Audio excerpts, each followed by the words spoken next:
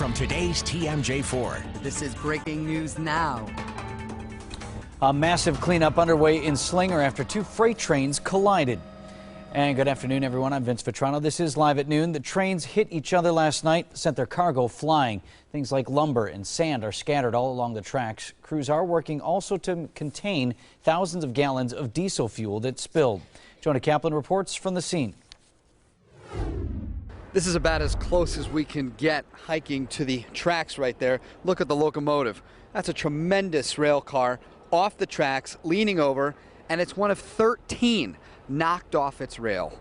Two trains, two routes, one very violent intersection. It was a big bang. Alicia Martinez lives a few doors down from the tracks. Her family felt the house shake.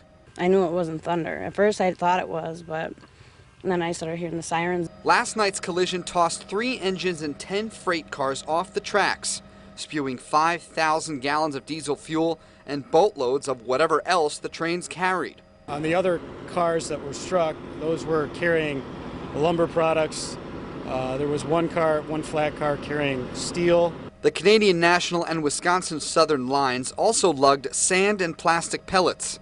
The diesel, though, created the most immediate threat, especially to the 100 homes within a half-mile of the crash. We evacuated. We weren't sure exactly what we had, so we erred on the side of caution and evacuated until we knew exactly what we had. The Red Cross helped open Slinger's middle school for some displaced families. They returned home at 2 a.m.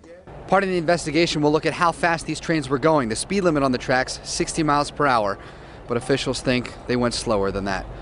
In Slinger, Jonah Kaplan, today's TMJ4.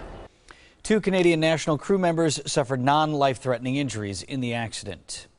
Traffic